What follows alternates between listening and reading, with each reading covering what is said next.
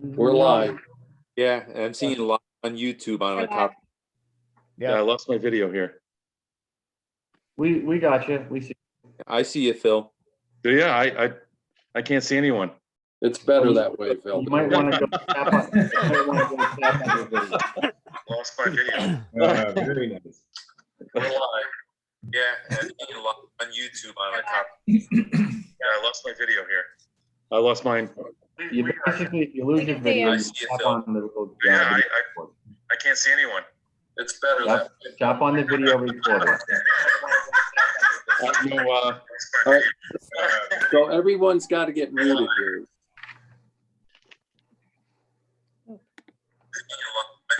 Okay.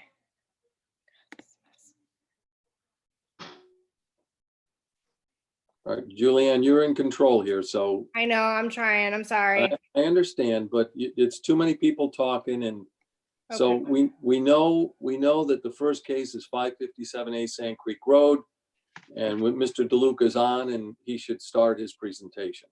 Okay. Go ahead, Ted. Okay, very good.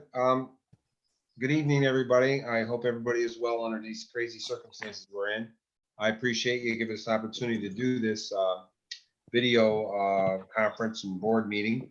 Again, this is regarding 557A Sand Creek Road, and we're seeking a variance for a new one-family home.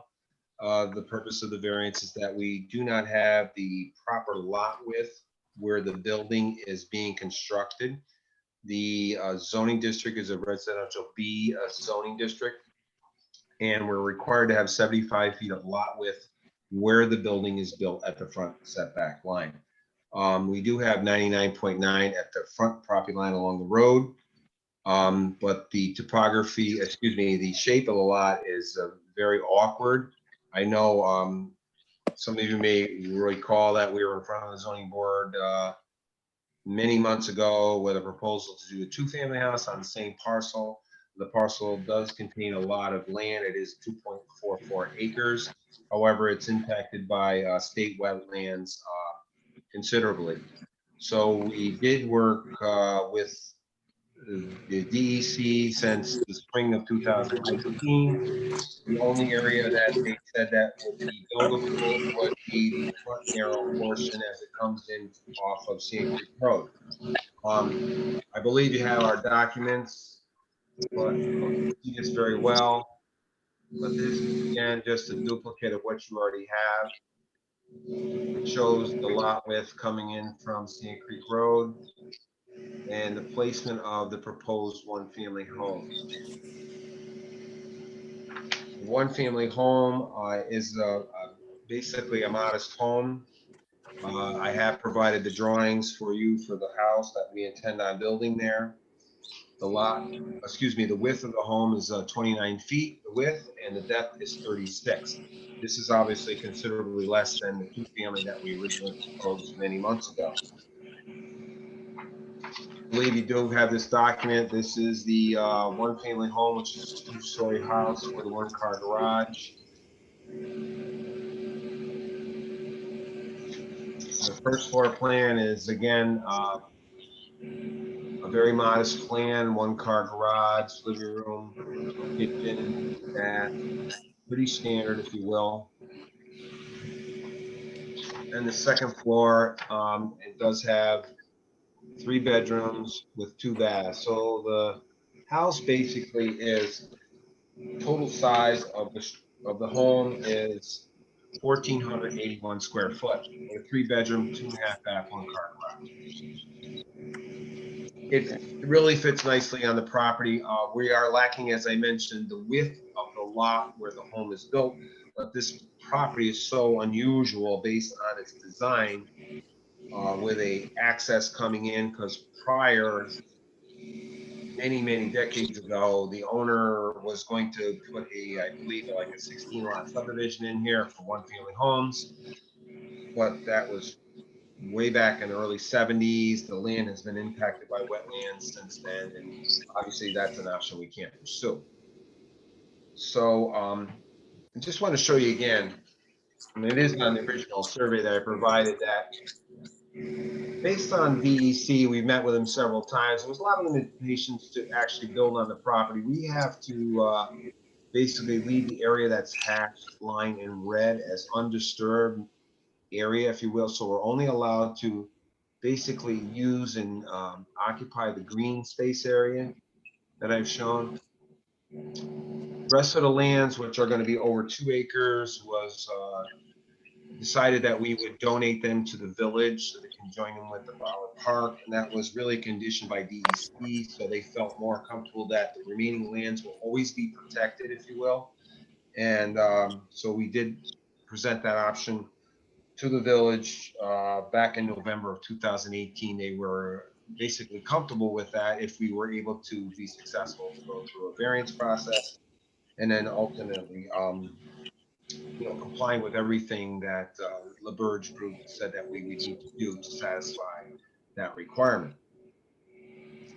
I believe I've covered most of the items, but I'm certainly here to answer any questions. Yeah, I have a question. Can you hear me? Yes, I can. Phil, correct? Yes, Ted. The last meeting we had, when it was a duplex, the neighbor next to you had requested that there's no windows looking down on his property. Do you remember Yes, that? I do recall that. Yes, sir. What's the plan this time? The plan, the plan that we have proposed has no windows either on the first floor or the second floor on the side of the homes, which will face the neighbors to the right and left. Okay. So really, realistically, the only windows, according to the floor plan, are faced towards the road and towards the rear. Okay. Yeah, I'd like to also comment, this looks like a much better fit for that piece of land. Looking at it, you did a really good job with that, Ted. I agree. Thank you. Well, it's staying consistent. This is Lou. It's staying consistent with the residential character of the neighborhood. I agree. I agree with that also. I think it's the right move for the area. Was there any objections at all from your neighbors? We haven't heard any negative responses.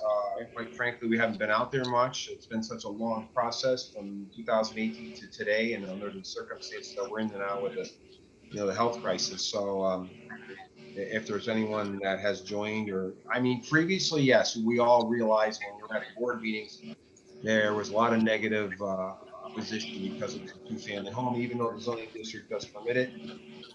So we obviously went through that process, and the board was not comfortable as well. So that's why we opted to downsize and go with a 1-family home, as well as providing the access, driveway access, and a turnaround space, so it'll be ample parking. Okay. I wish I could see everyone. Victor, I can't hear you. You're muted. Okay, can everyone press their mute buttons because there's a lot of background noise. I don't have a screen, so I can't hit a All right, button. well, anyway, I have no screen. Here's what we know. Mr. DeLuca came in front of the board on November 6th, 2019, and then again on December 4th, 2019. And he was correct in stating he asked for a 2-family, and the board ultimately, in a decision dated January 2020, denied the application based upon the criteria for area variances in the New York State Code. So he's come back with the 1-family. You've already heard what the variances is. He meets the 10-foot setback on either side.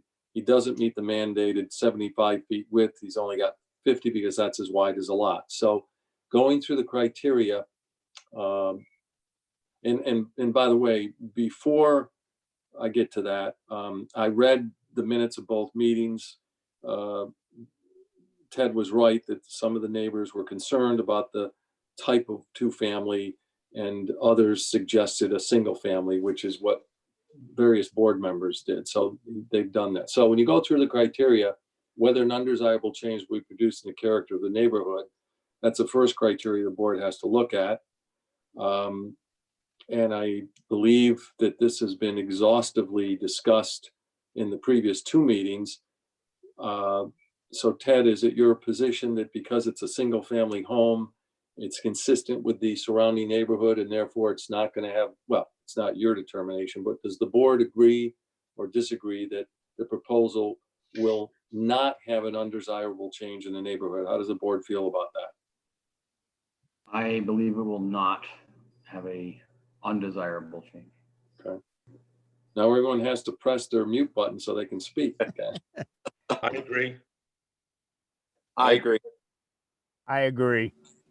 Chris? Secondly, whether the benefits sought by the agree. benefit sought by the applicant can be achieved by some method feasible for the applicant to pursue other than an area variance.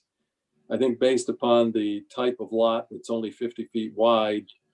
There's no other way possible. So it's not even a matter of how the board feels. It can't be changed. I suppose he could make the house narrower. But even if he did, it's not going to meet the 75-foot width because the lot is only 50 feet. So that's answered in and of itself.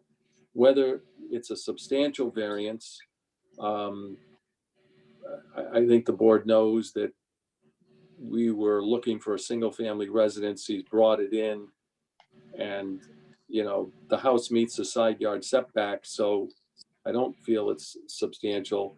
And then whether or not it's going to have an adverse effect on the physical or environmental conditions of the neighborhood or district.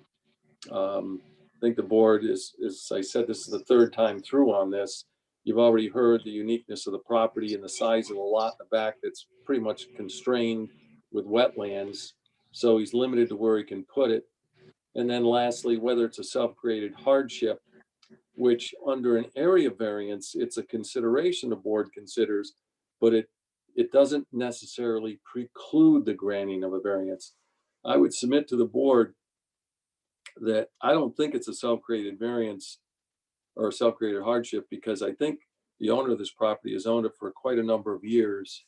I think based on my record that the owner's owned it since what year was that, Ted? I believe, I was told it was in the early 70s, Okay. like And 71, so 72. this isn't an instance where someone buys a lot and then knows or should have known that it's not standard to meet the criteria and then looks for a variance. So from a legal standpoint, it is not a self-created hardship. So that in mind, and we know that there's no one can speak, and we have received no letters one way or the other from any of the neighbors. The board can make a decision at this point, but first you have to act on seeker. And Yes. Frank, you can. Yeah, you can I go ahead. will act on that, but before I do, I just want to make clear the amount of footage that we're asking for a sideline variance. There is no, it's not a side yard variance because the building meets the 10-foot setbacks on either side of the building. It's strictly a variance because the requirement is a 75-foot width. The lot is only 50 feet wide. So it is a variance from the requirements of the 75-foot width in our code. So it's a 25-foot variance from the width of the lot. Got it. Okay. I would like to make a statement before the board at this time because this is an unlisted seeker action. No further environmental review is required at this time. Okay. All in favor? Aye. Aye. Aye. Aye. Okay. With that said, it appears to be unanimous based on the vote. All right. I would like to. Frank, before you do. Yeah. One quick question for Julian. Have the neighbors all been notified of this change of projection? Yes, they received notices in the mail last week. Okay, and we've had nothing returned negating it or speaking negative to it. No, I gave them till 6 p.m. today, and I've received no emails or calls. Thank you. Welcome. Very good. Okay. The board has weighed the benefit to the applicant versus the detriment to the surrounding properties and listed to listen to all testimony and statements regarding this case. Being no opposition, I would like to make a motion at this time. The motion would be to grant the 25-foot area variance from the 75-foot width of the lot at 557A Sand Creek Road. Do I have a second? I second. There's a second. Roll call. Chris, Aye. Aye. Trevor, Aye. Frank. Aye. I speak in the affirm at this point in time too. And last but not least, Josh. Aye. Okay, it's unanimous on granting the variance of the front line setback or the front line on 557A Sand Creek Road. Thank you very much. Appreciate it. You're welcome. Nice Thank you, job. Ted. Thank you, sir. Good night. All right. Be safe, stay healthy. You too. Thank you. Two. Bye-bye. See you, Ted.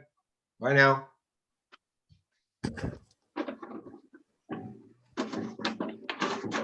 Okay, Mr. Chairman, I think we're ready for the second. Which is the second one there, Miss Julian? Mr. Rankin. Mr. Rankin. Mr. Rankin at Aldershoot. Has everybody received the updated plans for 10 Aldershoot? Yes, Yes. Have you had a chance to review them? Yes. I have. Yes. Okay. Thank you.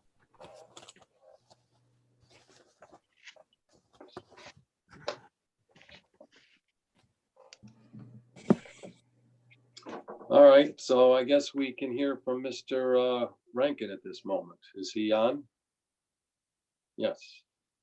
Mr. Rankin, you have to unmute your mute button up on the upper right-hand corner, I think. Can you see it? Yep. There you Thank you go. very much for hearing me tonight. I really appreciate it. I bought this home 3 months ago.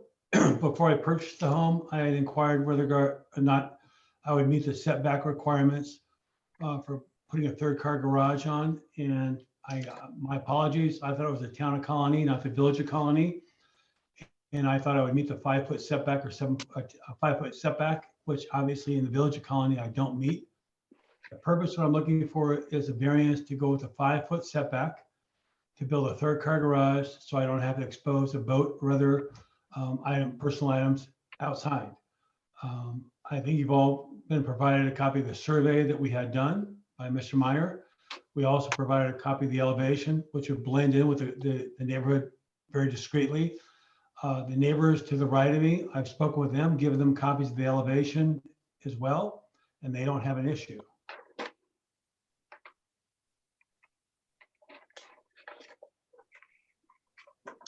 So, I'd like to. Mr. Rankin, this is Vic Campanero speaking. Hi, Vic. In order to establish an area variance, there's criteria you have to go through. I presume you're not familiar with that criteria, but you did hear me discuss it, I think, in the previous application, did you? Yes, I did, sir.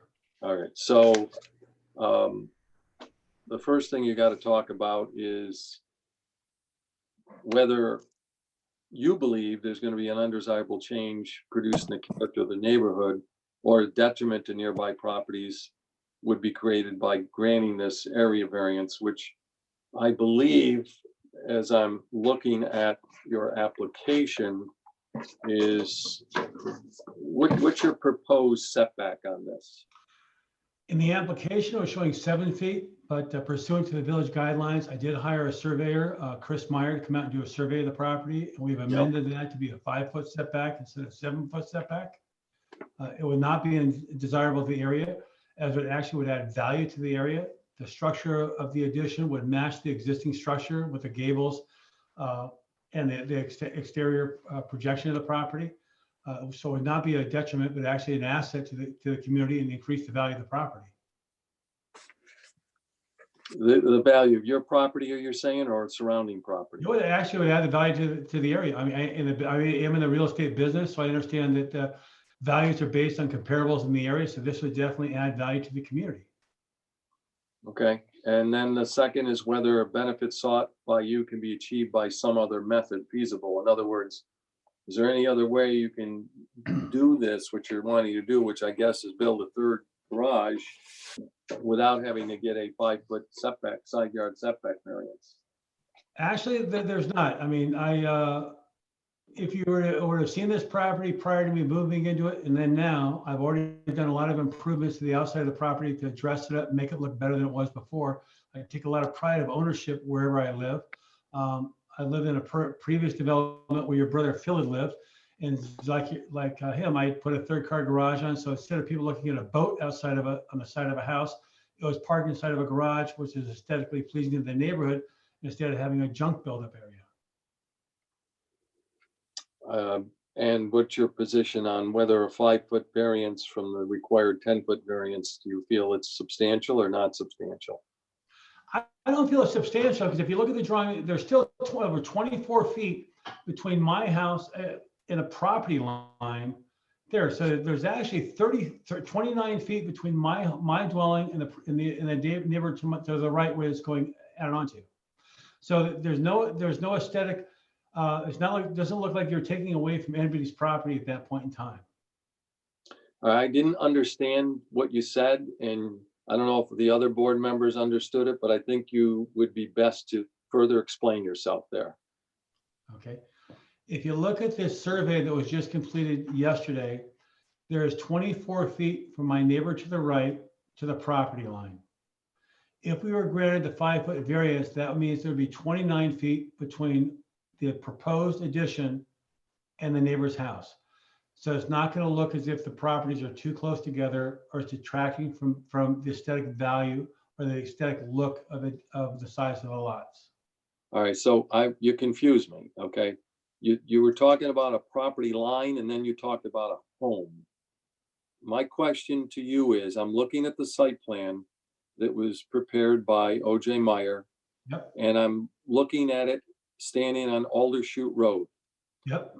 I see that your side yard, if you were to get this variance, is, I believe, 5 feet from your property line. Am I right there, or am I missing something? From the proposed addition to the property line is 5 feet 3 inches. Okay.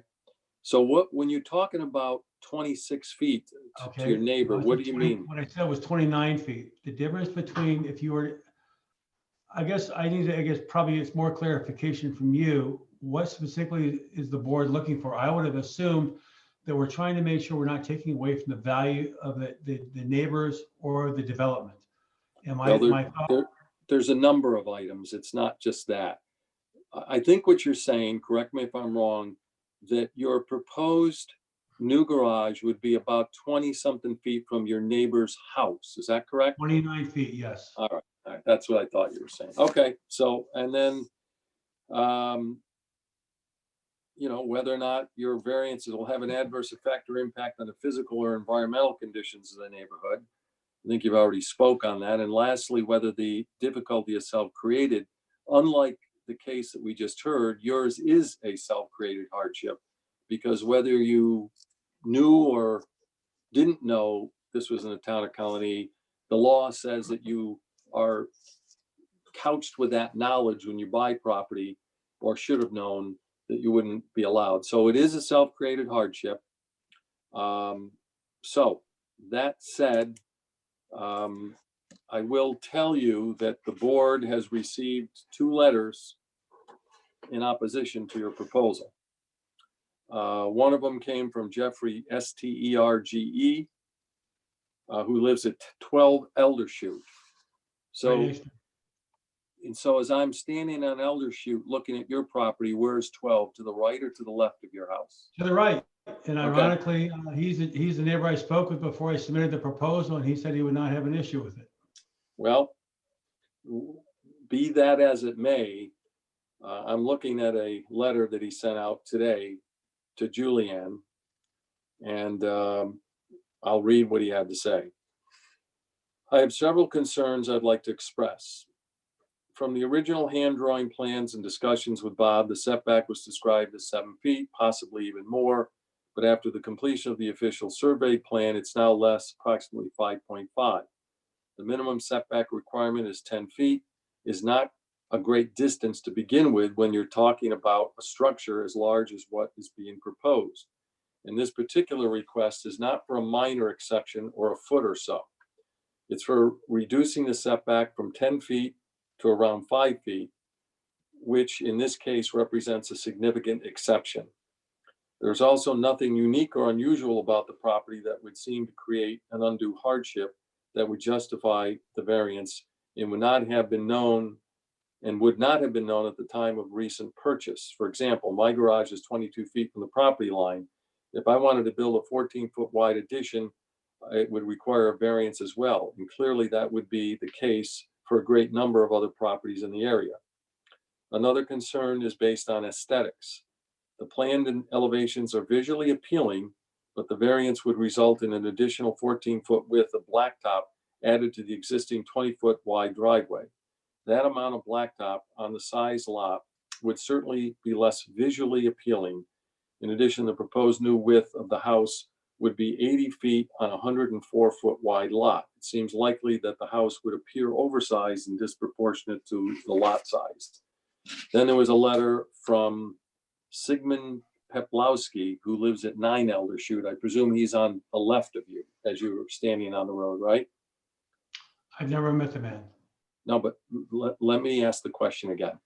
If I'm standing on Eldershoot, looking at your house, number 9, would that be to the left of your house? Mr. Caponera, I moved here 3 months ago. I don't know which way the numbers are going, so I can't answer that question. Okay, well, let's all agree that he lives on 9 Eldershoot Road, and it's got to be in some direct nexus to your home, okay? So let me just read it. A decision on Mr. Rankin's proposal for garage addition and his request for a variance is premature. Should the zoning board choose to proceed with the decision, I provide the following comments in opposition. Mr. Rankin recently bought the property at 10 Eldershoot. Any shortcomings of the property should have been considered prior to his purchase. It is presumptive that he could readily acquire zoning permission for an expansion unless he has been ill-advised. Mr. Rankin's proposal lacks specific construction details, and his proposal fails to meet the zoning requirements of a 10-foot setback. The diagrams Mr. Rankin filed just yesterday show only a distance of 5.5 feet to the adjoining property. The need for a variance is generally premised on hardship. There has been no mention of a hardship or need in this filing. Only 3 properties in our neighborhood of 110 plus homes have 3-car garages. Aesthetically, the pictures of the proposed building suggest the home is more of a commercial nature rather than single family or single residence.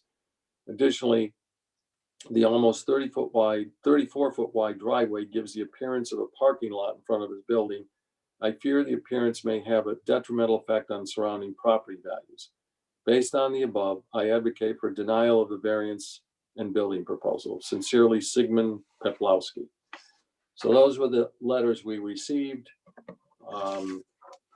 If you want to speak to them, you may, and then obviously we'll open it up to the board for their questions or comments. Okay. I guess we'll talk to the first letter first. Both Jeff and his wife, Deborah, never mentioned anything to me when I spoke with them the other day or again today. So I guess I'm a little bit perplexed at that they disapprove it. If they'd rather have a boat parked on the grass to the side of their house instead of a garage, that's fine. For 24 years, I've owned a boat, and I've always tried to protect the neighborhood I'm in. And by doing that, I'm willing to go to an expense to have that covered up. If they prefer to have the boat out in the open, that's fine. And my second boat, instead of putting it in storage, I'll put it next to that boat. And it'll be a detriment to the neighborhood at that point in time because I have the right, there's no deed restrictions as far as the number of vehicles or boats I can park in front of my house. I own 2 boats. Both boats will be parked there going forward. I mean, obviously, I could provide a copy of when I bought this house. The deed showed that the width was 113 feet, not 103 feet. And when I measured it off, I figured I had more than enough room to meet the 10-foot requirements. If I didn't, then I didn't. As far as Mr. Pawlowski, if you look at the diagram, it does not show a 30+ feet driveway going out there. It would have been tapered in very aesthetically. I guess I'm at a loss for words. Okay. All right, Mr. Chairman, I defer to you at this point. Lou, you got to unmute yourself. Yeah, no, I'm just getting to that. I'm looking at other things, right? Okay. The actual plot plan and stuff. Questions from the board for Mr. Mr. Rankin at this point in time. I have one right off the bat here, listening to Mr. Rankin. Mr. Rankin, you say that if you built this, you would park your boat. I assume it's the boat that you currently have parked on the side of your house, correct? That's correct. And if you didn't get this variance, you not only would, because you wouldn't, if you park this current boat in the garage, your other boat is in storage, correct? That's correct. So if you were denied this variance, you not only would have to park your current boat where it is on the side of the house. Yep. But you would also bring your other boat out of storage to park it there too, correct? You got it. Yes. So, And you know so what? you would do that. I'll So be you very would, honest. so you would, I'll be very honest with you. It's a matter of principle. I went to my neighbors before I filed for the variance, and I explained to them exactly what we're trying to do because I wanted to be a good neighbor, yeah. and I expected them to be honest with me as well. And for them to do this, Well, why would I go ahead and spend? I'd rather spend $35,000, $40,000 to build a garage yeah. to protect my neighbor's value instead of spending $300 a month for storage for 6 No, months. I mean, I hear you, and that's really nice to want to do that. But you know, if we, this board, were to ask for other options, I mean, you basically, you know, any of that down right now. I mean, you're saying if you don't get this variance, you're not only going to leave your current boat there, but you're going to drag another boat. And you also mentioned that you have the right to park as many cars you want on the street. So your combative nature to this, I find quite alarming. And that's basically all that I have to say at this point in time. To your point, you know, you can obviously at this point in time, based on what I've seen, I believe that the board has already probably made its decision, because if I was on the board, I would have made my decision based on what the 2 neighbors have already said. Can I ask you And something? neighbor, Where is the other boat stored right now? right now, Sierra's Marine in Schenectady on Chrysler Avenue. Would the option be to store 2 boats there? No, that's not an option. Okay. Well, I was thinking that This point for me, it's a matter of principle. You know, doing what is right. A 5-foot variance is not uncommon throughout the entire state.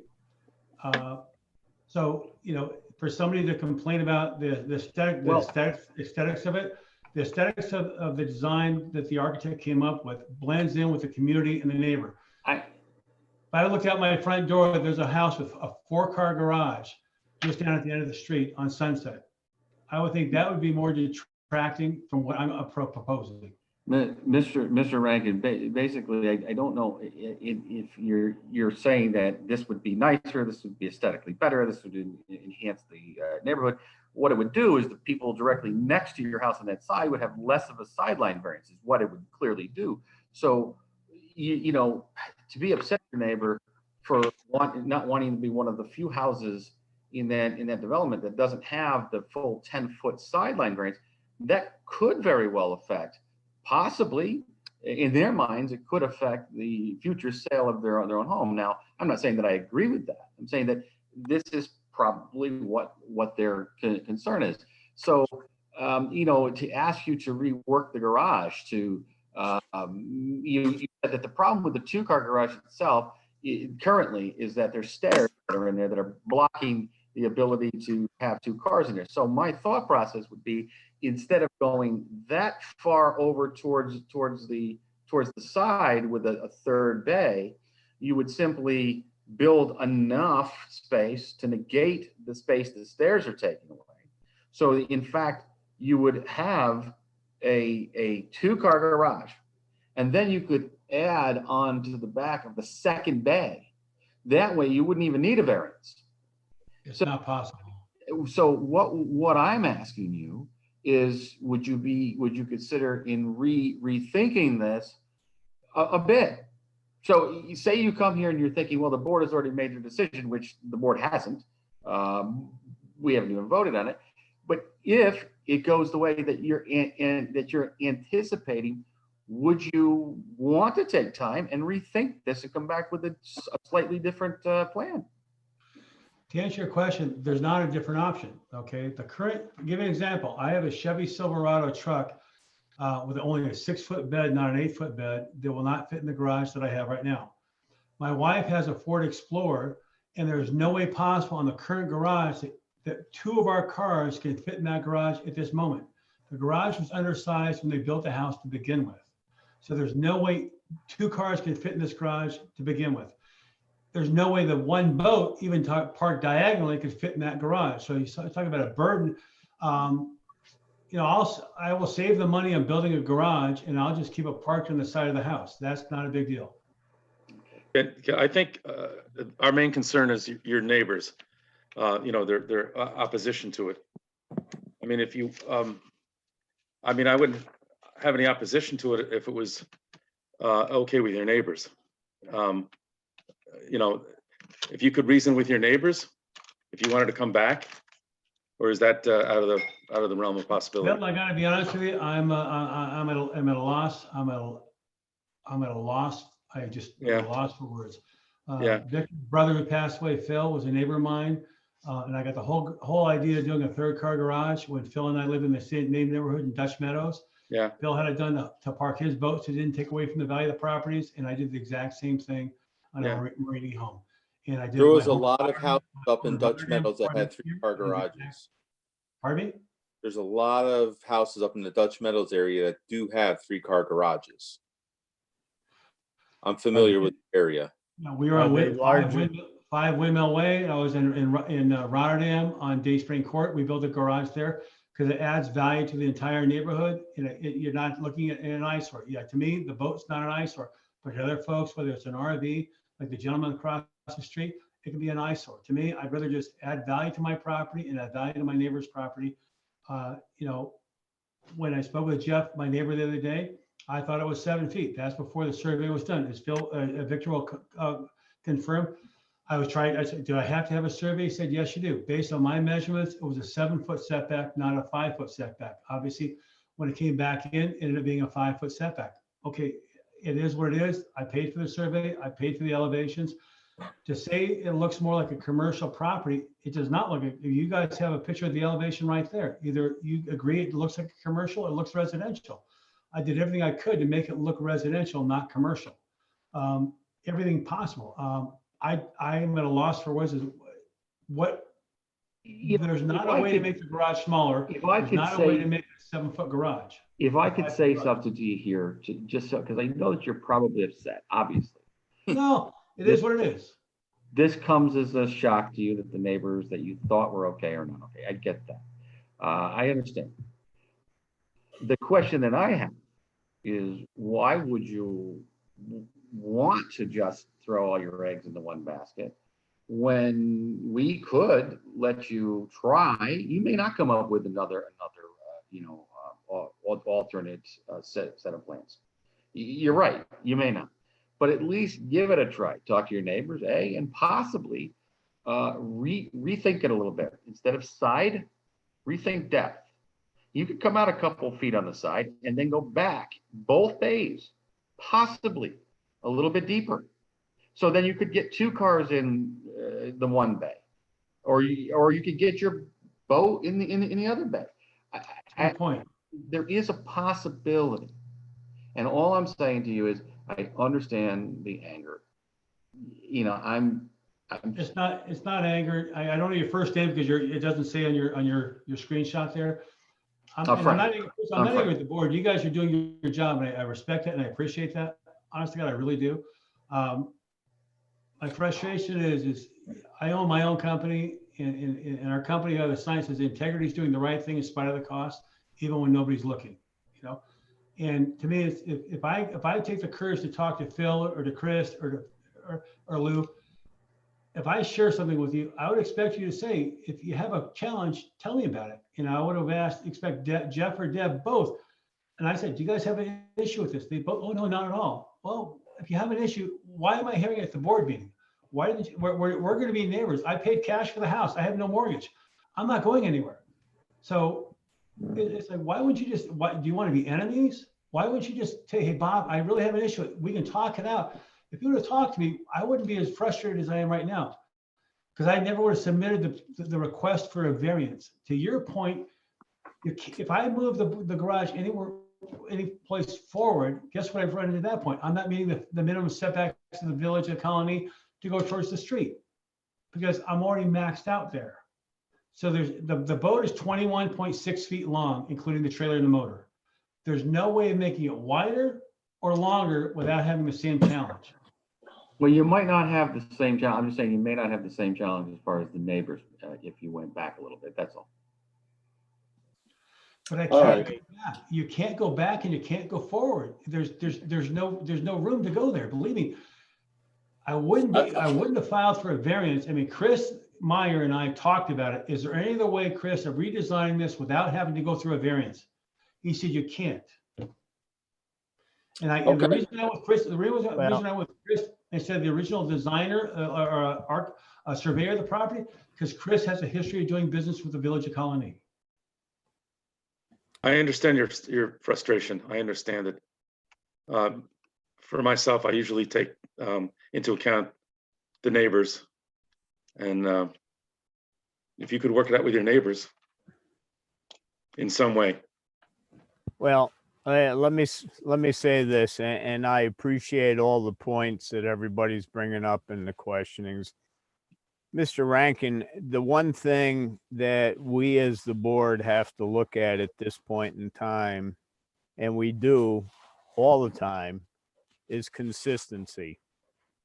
And the fact that we're looking at a garage addition that encroaches into the sideline setback where we're only going to have 5'3", we as a board have never granted the ability to encroach in that amount.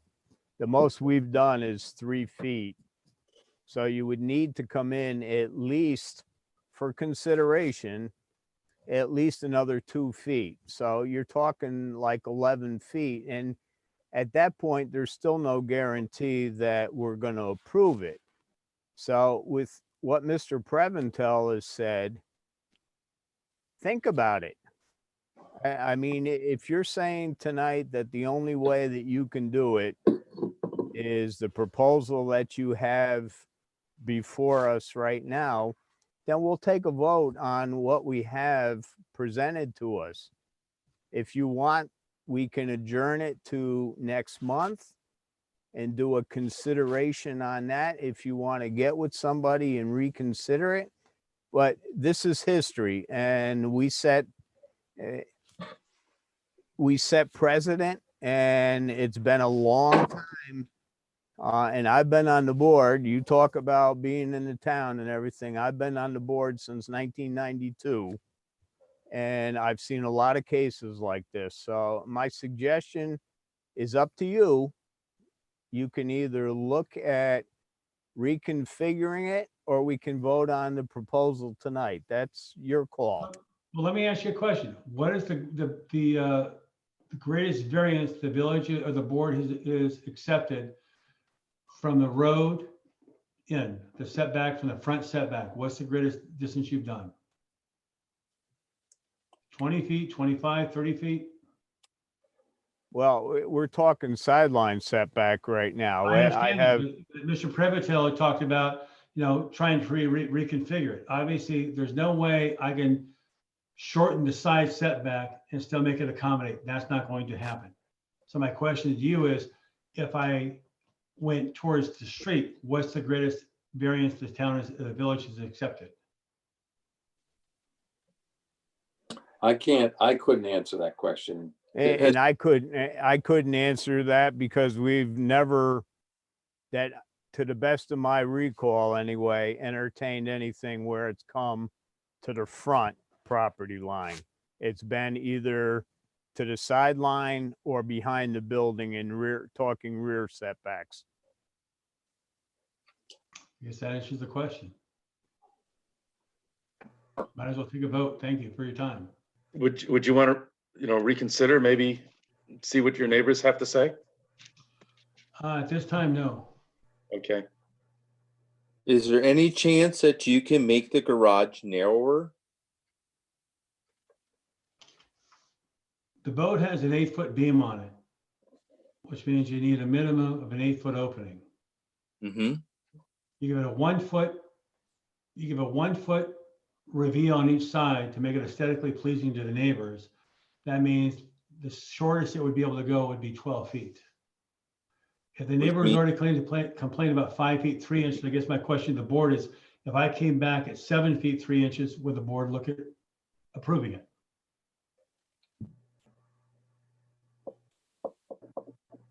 That would be something you would have to decide. I mean, the encroachment tide or 10-foot sideline setback, we've allowed up to 7 feet between the side of the building and the property line. So that would be a 3-foot. You'd have to reduce it by 3 feet. So if it's 13, you'd have to take it down to 10. Which it won't fit. It won't fit at that point. Well, Mr. Rankin, one last time, I feel like you weren't really hearing maybe what I was saying. There is an opportunity going into the backyard. If you have a 2-car garage, it's a little less than 2-car right now because the stairs, you move it over a couple feet towards the side, you're still within the side yard sideline approval. So then you could take and you could go just as deep with the one bay, with the existing bay, as you would adding on to a partial second bay. And then you'd have room for 2 cars, front to back, and you'd have room for your boat. Mr. Brivadell, I apologize, but you're incorrect because where the back wall of the garage is the master bedroom. Gotcha. Okay, thank you. So there's no way of going further deeper than that. Okay. Believe me, Well, thank you for. the Amadors, the Marinis, the Podoroskis are all personal friends of mine. They've all been to my house. They've always been looking at the different options. Is there anything else you guys, Bobby would look at, John Hodorowski, George Amador, Mark Amador, Peter, we've all looked at it and say, is there anything else you can do? And the answer is no. You have to either go towards your neighbor's house or towards the street. And the odds of them giving you a variance to the street is not going to happen because it's just not what the town does or the village does. So that's why I was looking to go to the right. And that's why I actually shrunk the garage from 14 feet to 13.9 to try and give us at least a 5-foot setback, because that's what Mr. Meyer thought might be, the board might be willing to accept because it's a state minimum. Thank you. Any board members have comments? No. Trevor? Just a little upset with how the gentleman is almost looking to get even at this point. Whereas, I mean, the statement you made about your business earlier, doing the right thing, even when nobody is looking. Good neighbors make good neighbors. I drove around your area earlier today and I looked up the gentleman down in the cul-de-sac there with the motorboat, the rowboat, the trailer, the other car, and the bus on the side of his house. On the right side, yep. Yes, on the right-hand side of the cul-de-sac as you head in there. I mean, I truly don't feel, as looking at your house as I drove by, I truly don't feel that that's what you want to see at your own place. No, and the question would be to you, and again, I'm not a spiteful person. I mean, anybody that knows me personally or professionally would say that's anything but me, okay? The spite you're hearing won't happen, okay? Because I'm just frustrated because I gave somebody the opportunity to be upfront and honest with me and they chose not to. But if you were to go to the guy to the left of that house, you just talked about the motorhome and the boat and the trailer, and the Yep. guy to the right, and say, are they happy with that in front of their house? They're gonna tell you no. So my thing is, I'll cope with it. No, I'm not gonna park two boats in my house. The one boat that's on Lake George would be stored next to Lake George, a place I've had up there for a long time. And the other one will stay here on the side of my house. The bass boat will stay on the side of the house because I'm not gonna put that boat somewhere in storage. No, it's too expensive of a boat. I'm not gonna do that. I appreciate you, letting us know that. That means a lot. Thank you. Okay, so I think the board needs to take up the same considerations we took up in the previous application. And so I'll just ask the question so the board can vote on this, whether an undesirable change will be produced in the character of the neighborhood or a detriment to nearby properties would be created by the granting of the area variance. So the board needs to weigh in on this, and how does the board feel? I think yes, it would. I agree Lou? with Phil. Lou? Yeah, at this point, I can't support it based on the fact that the size of the building encroaching into the sideline setback. Chris? I also agree with everybody else. Yes. Phil? Take your mute off, Phil. Yes, I agree. Frank? Yes, I also agree. And Josh? last but not least, our gentleman from, how many hours difference are you? 5, 6? 7-hour difference, sir. And where are you located right now? I'm at Camp Earth, John Kuwait. Kuwait. And what's your position? You've heard this. How do you feel about the first comment, whether or not an undesirable change would be created in the neighborhood? I disagree with the request for the variance. Okay. Next is whether the benefits sought by the applicant can be achieved by some method feasible other than the area variance. I think you've already heard the applicant say that he couldn't do anything. In other words, he can't build a garage that's going to accommodate his needs. So the answer to that is an obvious no. Third, whether the requested variance is substantial. How does the board feel about that, Lou? Right now, I think it's overgrowing the property and stuff onto it with adding a third car garage onto it. Chris? Yeah, I believe it's a little too big. I agree. Frank? Yeah, if I live next to them, I'd be fine with the addition. However, the neighbors are not, and I have to understand why. So I agree with the rest of the board. Trevor?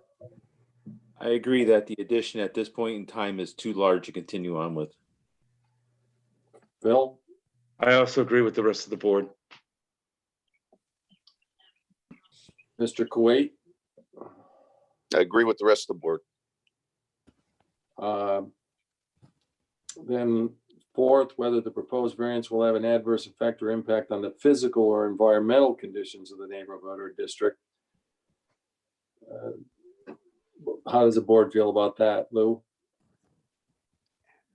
That part of it, I don't think it's going to really, given the profile and stuff onto it. But again, I can't support the variance and stuff Okay. as stated. Chris? Same exact feelings. Frank? Yeah, I have the same feelings. Trevor?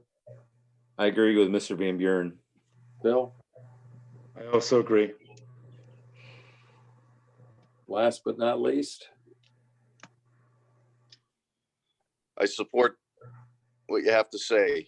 Okay, now, and the last thing is whether the alleged difficulty was self-created. We all know it is because Mr. Rankin said when he just bought the property not that long ago, and under the law, it says the consideration is relevant to the decision, but should not necessarily preclude it. Whereas if this was a use variance and it was a similar situation, he'd automatically lose the appeal.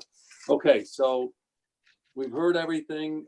Read into the record what I had to relative to the letters that were written by the neighbors. So now someone has to make a motion. I'll make a motion that the board has reviewed the proposal for an area variance on 10 Aldershoot Road, area variance of approximately 4.5 feet sideline variance, and it has determined that the site would have a negative impact on the neighborhood, and therefore like to make a motion to deny the area variance of 4.5 feet at 10 Aldershoot Road. Okay, I'll second the motion. We have a motion and seconded. Roll call. Frank, Aye. Trevor, Aye. Bill, Aye. Chris, Aye. Mr. Joshua, Aye. thumbs up. And I'm also in the affirmative onto it. So based on that, Mr. Rankin, your request for the variance has been denied. And gentlemen, have a good evening. You too, sir. All right, the last item is Shapiro, 14 Locust Park. That's Mr. Poole. Mr. Poole, right. Mr. Shapiro, you're on. I can see you with That's some. Nikki Shapiro and Sean Scherer. Okay. We have different last names, though. So why don't you talk to the board about what you're looking for? We've seen your application. We've Okay. seen the site plan. We see the location of the pool. And I just want to make one thing clear before you get going. Okay. The 5 foot, it's got plus or minus, it's prepared by ADB. Is that 5 feet from the edge of the pool or 5 feet from the edge of the, I'm trying to think of the right word. Concrete, From the from the concrete. concrete.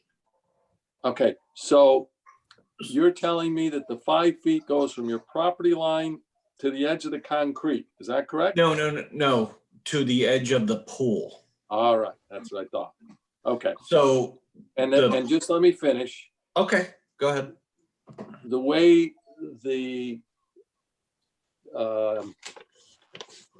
the way that the village has interpreted our statute, which says, and I quote, swimming pools may not be located in a front yard. They may be located in a side yard or rear yard, provided that the outer edge of the pool deck is not closer than 10 feet from any lot line. So I am told by our eminent code enforcement officer who's with us, Mr. Cerrone, that the interpretation is that it goes to the edge of the pool. So basically the deck, I'm going to say the deck is, well, the concrete around the pool, that's probably what, about 2 feet from the property line? A little bit more than that, but yes. Between 2 and 3 feet? Yeah, something, yeah. About that. All right, so, and you understand why you're here, because you got to be 10 feet, you're 5 feet short. Yes, the existing pool was in that location. So the pool is actually going to be farther away from the fence line than it used to be. Okay. All right, so you've been learning as we've gone through. I don't know how many times you've been in front of zoning boards. But This is our first time. Well, you've listened to the applicants and you've listened to me pontificate about what the law is required in terms of the hardship and what have you. So why don't you tell the board what your hardship is here and why you can't have that pool move further away from the side yard line, side property line? For one, it would take away from our green space. And as you can see by the design that we've provided to you, we don't have a lot of it. And because the pool was already there before, it makes good sense to have it back there where it is, because of the piping that needs to be done and the irrigation system that we have that is spread out through the back lawn. The grade would cost us. And to regrade the whole lawn would be really financially destitute. Do you have the site plan in front of you? Yes, I do, sir. Do you see where your pool is, proposed pool? Yep. Do you see the, I'm going to use the word concrete decking around the pool? It's kind of got little black marks in it. Yep. Is that there existing or is that proposed? That's existing. we have rock. Some of it is existing and some of it, Why don't you tell the board what part of it is existing and what part is not? okay, so if you look at the two stairs, the long stairs Yep. in front of, so there's like a small patio that was existing, that was already there. There used to be a shed there and a hot tub that we got rid of and a deck that we removed. All right, so wait a minute. Are you talking about, I'm looking at your existing deck area. Okay, so see the two steps? Yes, I do. Yep. The long ones. Yep. So there is a small piece of patio there right now that has long been existing. Okay. Well, they're proposing probably getting rid of that to redo it just so it all matches. But just to make things simple, would you agree with me that the speckled area is going to be proposed to where the concrete or whatever it is going to be for the most part? Yeah, like some of that's already concrete anyway. Well, I see an existing concrete pad. Is that what you're talking about? Yes, No, that's that. no. He's talking about this. I know he's talking about that, but there's an existing concrete pad at the bottom of those two long steps. I understand. All right. So the simple question that I would have, and of course I'm not voting, is you're 5 feet, you need a 5-foot variance. You already heard the zoning board chairman and other members say that they've never granted this kind of a side yard variance. What would prevent you from sliding that over closer to the existing concrete pad?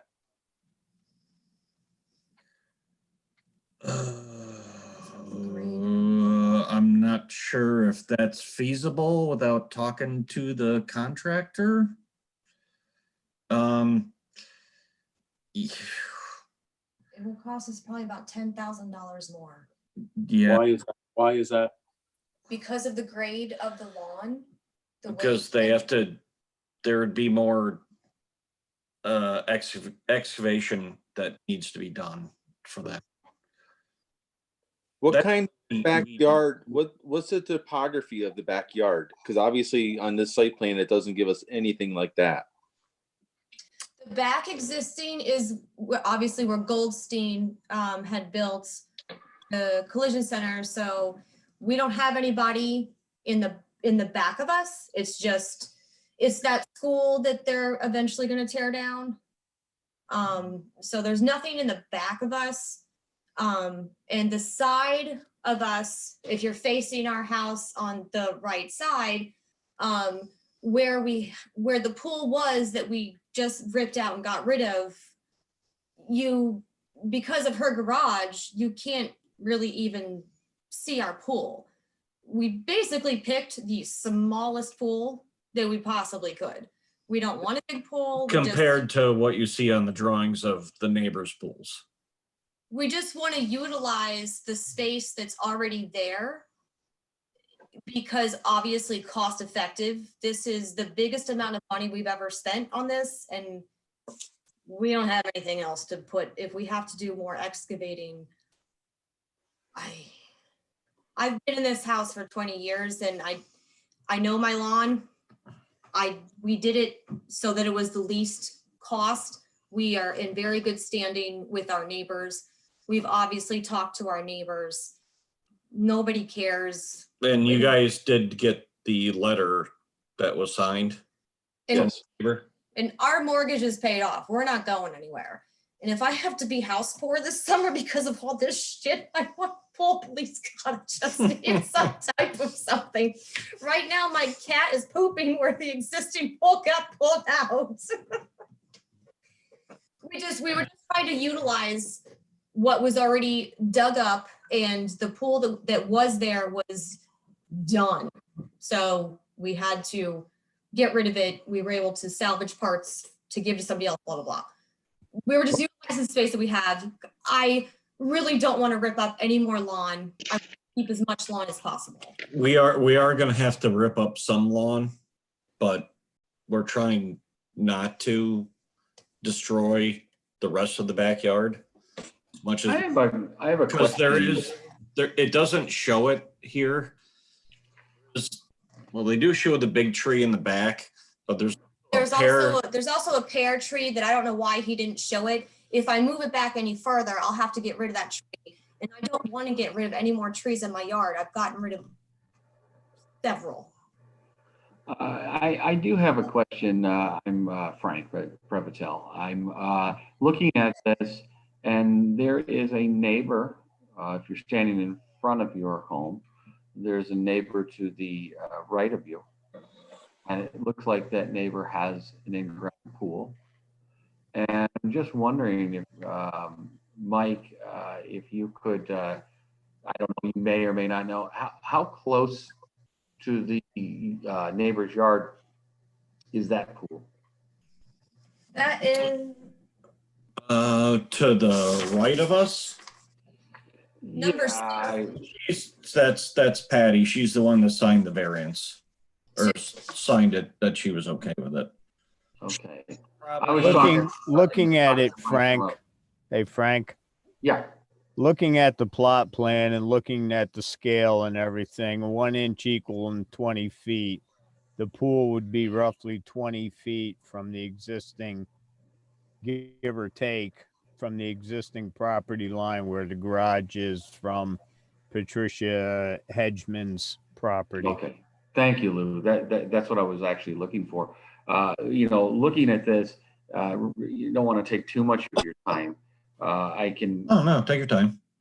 I can absolutely understand what you both are talking about, nobody. Yeah, I mean, you guys just want a pool, and you already have an existing pool. You don't want to have to spend so much more money to do the excavation. I would, however, being a member of this board, suggest that you do talk to the pool contractor, and you do ask, how much would it really cost if you were to move it back over towards your garage, away from the sideline, so that enables you not to have to get a variance, not to worry about that, and you'd be getting more yard on the other side of your pool. You'd be getting more yard to the right of your pool, and yes, you would have less patio space towards the garage, but you'd still have a nice chunk of patio space from the house to the actual pool. So I'm just looking at it where I do understand what you're saying. I do think the $10,000 more mark might be a little steep. I think you should probably research that. Yeah, that ain't gonna happen. Why would you not want to research it? I can research it. Just another $10,000 that not going to happen. No. I mean, I was saying I think the extra $10,000 you guys are talking about might be a little bit high. I'm just saying possibly research it. You may end up coming back to this board with the same plan, saying, "Listen, I have done everything I can." What I'm asking you to think about is taking a step back, researching some other options. If there are no other options, proceed with the plans you have. So the existing concrete patio that's already there, that would push if it's got to get pushed over that far, that's going to cause a big problem. Chris, or Sean, let me ask a couple questions here, if I may, and maybe I can help you with this a little bit. And bear with me when I go with the questions, okay? What kind of existing pool do you have now? Well, the pool is gone. Okay, what kind was it? It was just a 15-foot round above ground pool. Okay, so it was an above ground pool, and the proposal is this is going to be an in-ground pool, correct? Yes.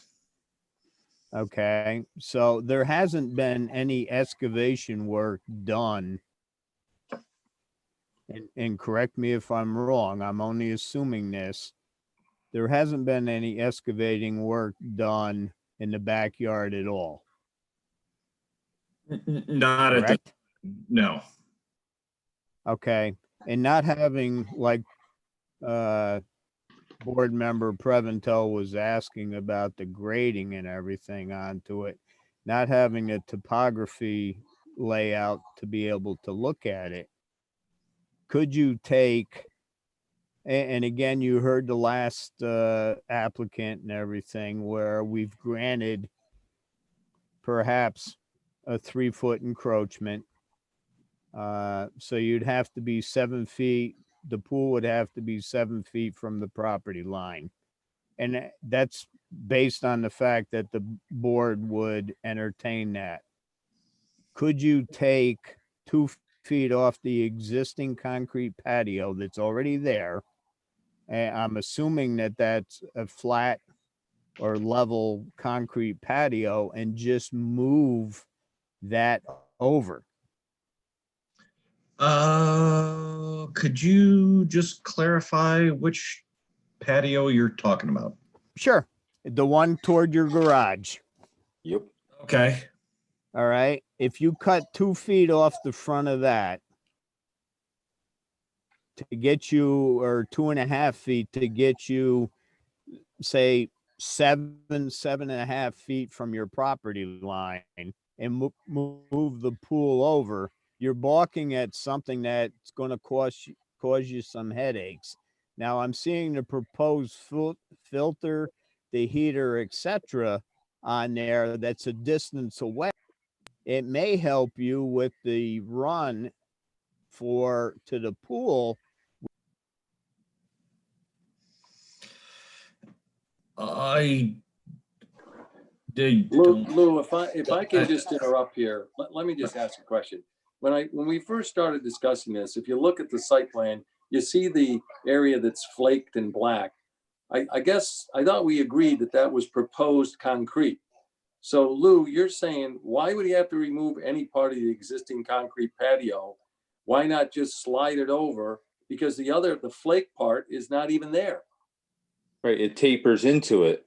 It tapers into it, but I don't think you'd lose it. I think it's really, you've heard the previous variances. The board, as a rule, doesn't grant a 5-foot variance. So the bottom line is, if you can move the pool a couple feet towards the existing concrete patio, I think the board would be, in favor of this. So you're not, and when you say it's going to cost you $10,000 extra to move the pool 2 feet, you'd have to provide me, as the attorney for the board, with some written documentation to establish that. I don't know how the other board feels, but I can certainly do that. Yeah, because, I mean, it's no work has been done on it anyway. So why would it be anything additional even? Well, if they have to cut up the existing concrete. If you went over 2 foot, there's nothing existing. And then re-pour. No. You're talking about the, just moving the pool 2 foot over towards the existing concrete. There is no concrete. What's the difference between the existing concrete and your pool there, the proposed pool? What's the footage there between the existing concrete patio and the proposed pool? How much is that now? looks like it's about 7 or 8 questions feet. I don't really have. So if it's 7 or 8 feet, then a couple feet wouldn't make a much of a difference. You said you had a 15-foot above ground pool, correct? I guess my thing is, the pool's gonna be farther away from the fence than it was from the one we ripped out. Right. Okay, you're correct. So, But This is a Hero, permanent we're in-ground. not asking you, we're not debating what you're saying. There was an existing pool, it's gone now, this pool, as is, would be farther away from the fence. That, unfortunately, although it means something, it doesn't mean anything. It doesn't mean anything to us. What we're saying is you do not have concrete existing right now that you would have to pull up at all. We're not asking you to touch that little square pad by the garage that says existing concrete pad. We're not asking you to touch that. What Mr. Caponero was alluding to is just moving the pool over a couple feet when you're installing the pool, when you're laying the pool in. So, in essence, you wouldn't have to cut anything up. And you would make this board's job a little bit easier. I will talk to Concord Pools and see what they say. I mean, I'm not a pool install guy, so I don't know. Right. if you look at, I don't know if the board can pick it up or not the way it is, but that's an aerial view of the backyard. So there's the pool, the above ground pool. You can see patio set, the garage, and everything else. I know it's probably kind of bright, but we can see it. if you put the edge of your new pool on the existing more center line of your property, that would pretty much do what we were asking of you to do. So maybe we're looking at 7.5 feet off the fence line and not 5 feet off the fence line with the edge of the pool, and you're still in the same footprint that you currently are. Like I said, I will have to talk to Concord Pools, see what the deal is with that. I'm not a pool install guy, so I'm just. Hey, can I say something? I understand go that ahead. the lot width is very small, 50 feet. and you're making the best with that pool to the proposed pool to fit in your area, and I don't have an issue with it. I like the way the layout looks, and you want area to set up a picnic table or some kind of table and chairs to relax on the side and still have room rather than be congested and not have much room to move around the area between the house and the pool area. I agree with your proposal, and I'm all about it. I don't think we need to keep bickering around about the situation. Look at the lot size, it's only 50 feet wide. Consider that. And he's putting a small pool in, and it could be a super large pool to take up the whole backyard, but he's considering the fact that he's got a small yard and putting a small pool in a small yard. So a 5 foot setback is not a big deal.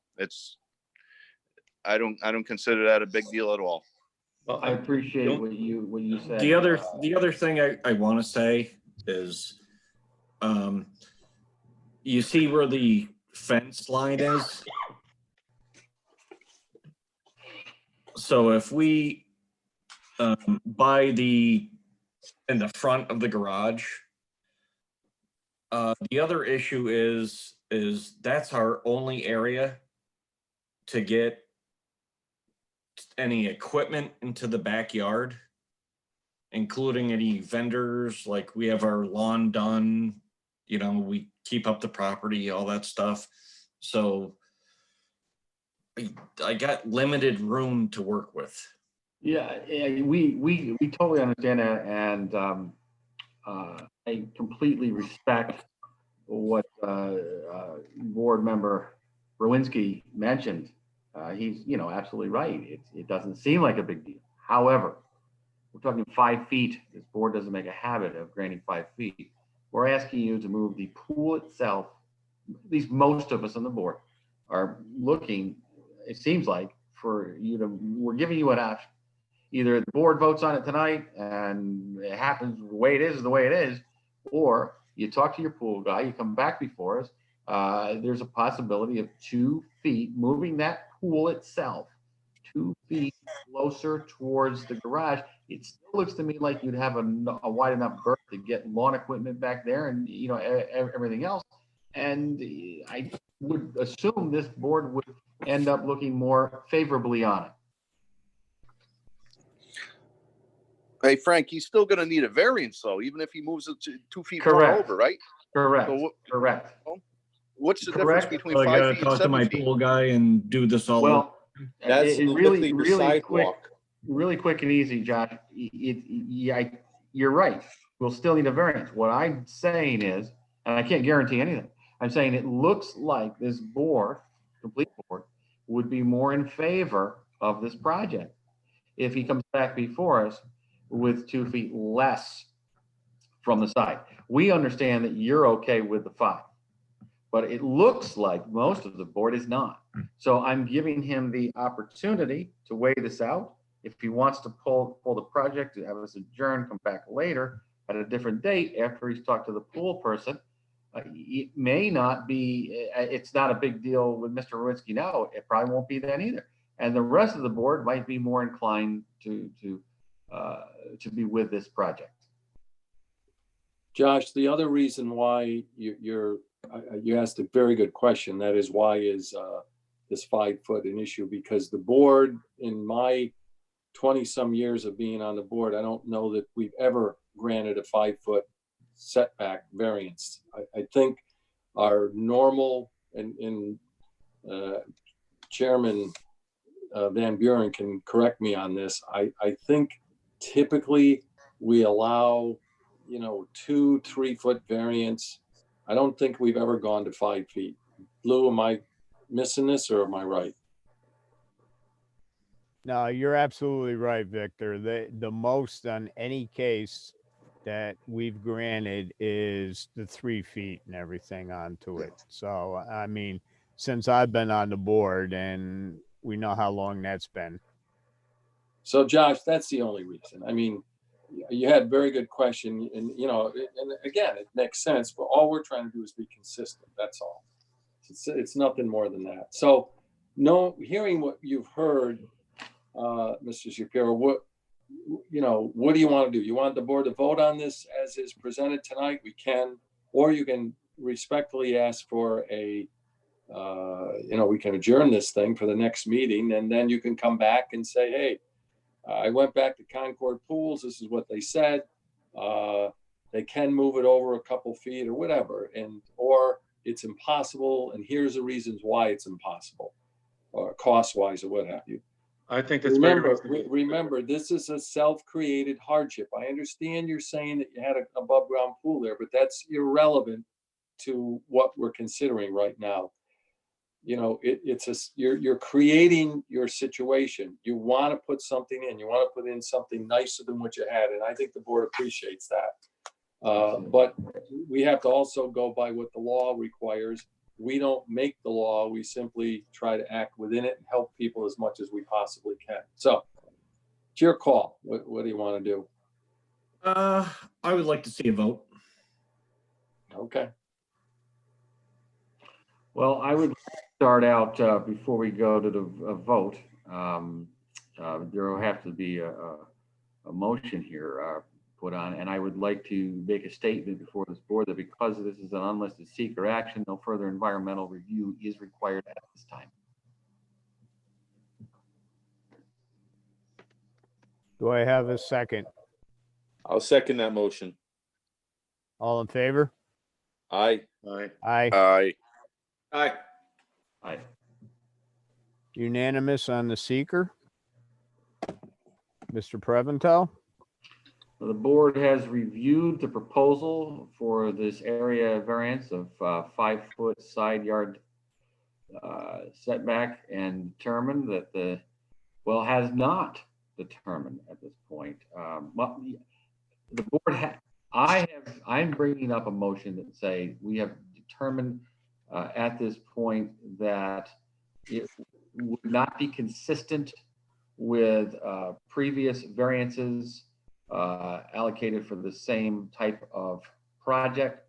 The board has never gone as far as a 5-foot sideline variance. Therefore, the board does not want to be inconsistent. So the motion is to deny the asked for project at 14 Locust Park. Do I have a second? I'll second. Before anything is said, can he come back to the board at a later date? If we vote, he sure can, but it's another application, Phil. Right, It's, right. we I take the understand that. vote, if we take the vote tonight and we deny it or approve it or whatever, then Right. it's a done deal. But if we turn it down tonight, the applicant can reappear before Okay. us and stuff with a future with, you know, no problems. Okay. Okay, that's up. But let me just add this caveat. The only way you can come back in front of the So board. I'm looking at like probably I just- another 2 I months just- before I can get a pool in. Let Can Mr. I Cap. just- Go ahead, The only Victor. way you can come back in front of the board is if he has a different proposal. He couldn't come back in front of the board with this same proposal again. You follow? Right. Correct. Once, if it's denied, that's it. The original one is, right. But he could come back and say, okay, well, now I've got it set back 7 feet from the side property line. Right. And therefore it can be reheard. Or there's a provision in the law that allows a rehearing. But when you have a rehearing, it has to be a unanimous vote by the board to let the person rehear the case based on newly acquired facts. It gets very complicated. Mhm. So that All right. answers your I question. believe Mr. Shapiro did have a question. Yes. Mr. Shapiro. It's Mr. Scherer, sorry. Mr. Scherer. Would you Funny, still? the name on it's Hero. Yeah, I know. Would you consider just doing an adjournment, talking to your pool company and telling them what you ran into and run it through them before we have to sit here and take a vote? We can adjourn it. We can rehear you again next month after you hear your results and truly see what the pool company says for you. Here's I feel here's like the you're pulling the carpet Sean. out yourself. Hey, So, Sean, yes, yes, sir. this is Lou. The reason I think Trevor is tossing that out, okay? We're trying to work with you and giving you some consideration onto it as a village resident, a long-term village resident. We would like to see you work with your pool company and see if it could be done to save you going through the application process and paying another fee to it, whatever. I mean, I think if you get with Concord Pools, and I'm a pool owner too. I got a 24-foot above ground in my backyard. So I understand what you're going through. I had to replace mine, but it was one pool for another pool. Same spot and everything. So I'm kind of not trying to persuade you one way or another. You have to make that decision. But I'd really not want to see you totally close the door if you don't have to. The only thing I'm gonna say is it cost me over $800 to have this drawing done by ABD engineers. So now am I gonna have to have them redo that and pay that fee again before we reconfirm or whatever? I hardly doubt they charge you another $800 if you move this over a couple. Oh, of feet. I'm sure they will. They don't work for free. I know they don't, but I work with ABD engineers on a daily basis. I speak with Luigi Pascali on a daily basis, and I would find that hard to believe. Either way, the point is if the board could could act on this and say that it would have to be set back 7 feet from the property line. And, you know, obviously you'd have to resubmit something, but it is what it is. I mean, I think you're between a rock and a hard place. I understand it. I think the board is trying to work with you as best they can. They're pretty much telling you what you're gonna get. And so anyway, it's your decision. You said you wanted to vote, but Yeah, apparently it's not my decision. when you say it's not your decision, what do you mean? Well, if it was my decision, I would do with what I already paid for. I think we're talking apples to oranges. That's not what I meant, you know. Okay, Again, let's move for the vote and everything. might as well go. Frank, go for it. Okay, yeah, I already put the motion on the table, and the motion is that we want to be consistent. This board wants to be consistent with its past decisions dealing with the same type of a side yard variance and not granting a 5-foot side yard variance. And as a result, I would like the proposal to deny the area variance for 14 Locust Park. Do I have a second? I second. I'm Roll in call. favor of the applicant. All right, well, let's go through the roll call. Roll call. Josh, we already have you're in favor of the applicant. Thank you. Trevor? So he's against the motion. Against the motion. Trevor? I am for not for the motion. You're I'm against. I'm against the variance, current variance, yes. Okay, so you're with the motion to deny the variance. Correct, thank you. The motion was to deny. So as we're voting, All right, he's in favor of the motion, so go ahead. okay. Frank? Yeah, I'm in favor of the motion. Chris? I'm also in favor of the motion to deny. Phil? I'm in favor of the motion. And I too. So it's a 5-1 vote on the motion. Actually, only 5 members can vote. So technically, who's our alternate right now? Chris It's Larrabee. Chris, are you the alternate? So it's actually a 4-1 vote. No, it's not Chris. It's Phil, I believe it is. No, it's not. It's not? Full. Okay, then it's Chris. He was the last member on. Okay, either way, it's a 4-1 vote. Okay. All right. Okay. All right. Mr. Scherer? Must have hung up. I Okay, guess we'll talk again. okay. Have a Please. good one. Yep. All you guys be safe and be healthy. Thank you. Sure, thank you. You too. You too. Thank you. So we still have to vote on the minutes from January 22nd, Julianne? Yes. I'd like to make, well, first of all, has everybody had a chance to read those minutes? Yes. Well, then I'd like to make a motion that we approve the minutes from the zoning board of appeals meeting for the Village of Colony dated Wednesday, January 22nd, 2020. Do I have a second? Okay. All in favor? I was not at the meeting, so I will not vote on this. So, Aye. Aye. Aye. Aye. I was not at the meeting either in January.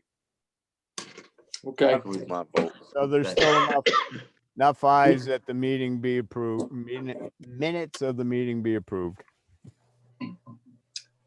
All right, Julianne, you can take off our live stream. Okay, can I have a motion to adjourn? I'll make a motion to adjourn. Second? Second. Second. All in favor? Aye. Aye. Aye. Aye. So everyone stay on. Hang on 1 second.